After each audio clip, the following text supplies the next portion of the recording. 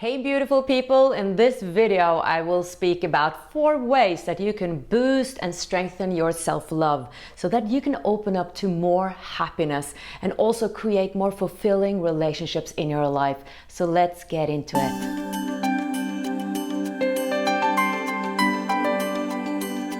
Hi everyone, welcome back to another video. My name is Janneke Øynes and I'm the founder of Wisdom from North, the Nordic platform for accelerated inner growth and empowerment. And if you haven't subscribed to my channel already, I would love for you to do so you get notifications of my new videos and also interviews with amazing spiritual teachers. Now, why is it so important to love ourselves? If you've been around the spiritual circles or on the spiritual path for a long time, you probably know the why. We can just look around and see how the world looks like. There are so many people who are struggling with self-love that don't even know that that's a thing. I used to be like that. In my 20s, I didn't know self-love was a thing. I realized that that was something I needed to look into. And that's when my life started to change. Because in my 20s, I despised myself, but I didn't know that until I became aware of it and started to find some tools and practices that I did that slowly but surely helped me to embrace more of who I am. Now, obviously, self-love is a huge topic, and it is something that we will constantly work on, I believe, for the rest of our lives, because we have so much conditioning, and because already, like me, having lived on this planet for 40 years, I have accumulated so many disempowering beliefs about myself, so many attitudes around life. I have subscribed to so many things that is actually not the truth. And this is the case for all of us. So I believe that we are born actually with 100% self-love. Like, look at a baby. A baby is just present. A baby cries when they need food, when they're hungry, when they're sad, when something is wrong. Like, they are really in touch with their needs. And then what happens is that we get conditioned, like social conditioned, and we stop to actually feel what our needs are. We stop to set boundaries, we try to fit in, and we create this persona because we're trying to survive in the society.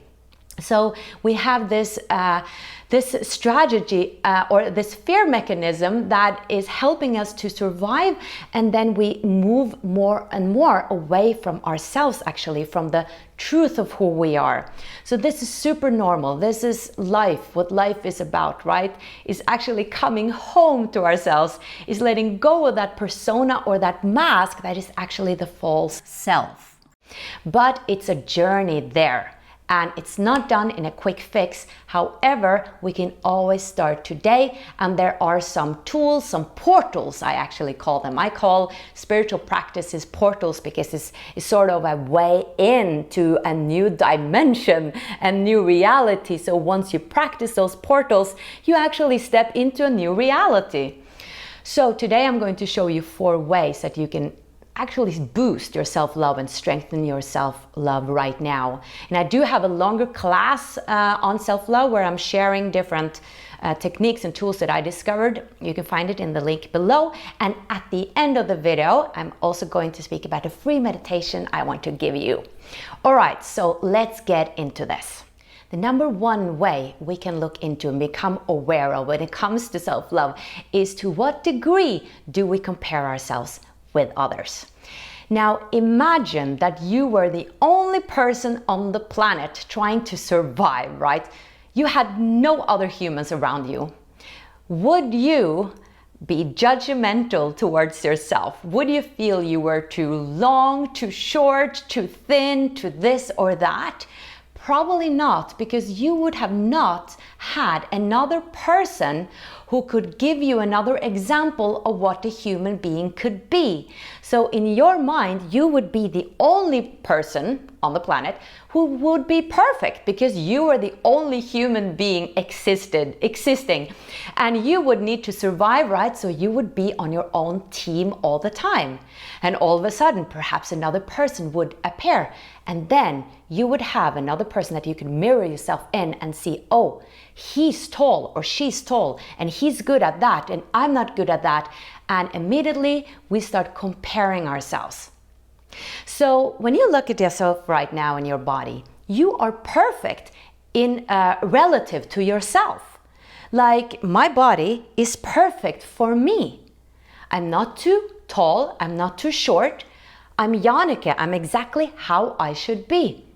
And I remember when I struggled with self-love, a thing I did that really helped me was that I looked into my hands and I saw all these lines in my hands, and I was thinking, wow, did the big creator that I'm part of create all these lines just for me? And then I actually looked at my face and I looked at my wrinkles. Well, I didn't have that many wrinkles when I was 20, but I had some lines, I think. And I was like, these lines are just made for me to have an experience. And this hand is just made for me to be able to grasp things. And this arm and these legs, they're perfect for my experience.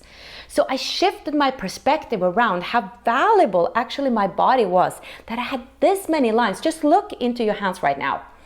It's a masterpiece, isn't it? So many lines just for you. So the more we let go of that comparison, the more we focus on ourselves and give attention to this creation, the more we actually boost and feel, this is a masterpiece. You are a masterpiece and you are so loved. You are created exactly the way you're created in order to have an experience.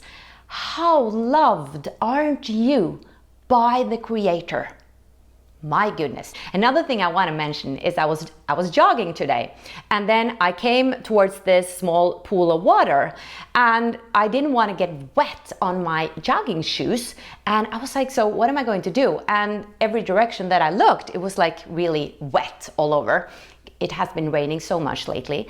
And I was thinking, okay, so let me look at this in a symbolic spiritual sense. So what does this represent in a symbolism? So I kind of opened up for a spiritual teaching to come my way. In the next moment, there was a guy showing up, and he was like, and he was jogging too, and he was like, oh yeah, we have a problem here, how to get over the pool without getting wet. And then he was like, okay, I'm just going to go for it. And then he found like a route and he didn't get wet, and it was like, this went fine. And then I ran after him, just exactly that route that he had picked, and I didn't get wet on my shoes. And I was thinking, okay, so what was the spiritual teaching here? Well, I didn't put him on a pedestal, did I? I didn't think, oh, he was so much better than me, than found this perfect route. No, but I was inspired by him, and I had an obstacle, and he showed me the way, and then I felt that I can do it too. Now, I'm coming to a point here, because yes, we can compare each other with each other, compare ourselves to each other, in the way that we can become inspired by other people. That is like a high vibration in that, in that feeling, inspiration, right? It's a high vibrational emotion. So when we are inspired by another person, we see that I have that exact same thing in myself. Like, I was inspired by him, I was thinking I can do the same, and I did.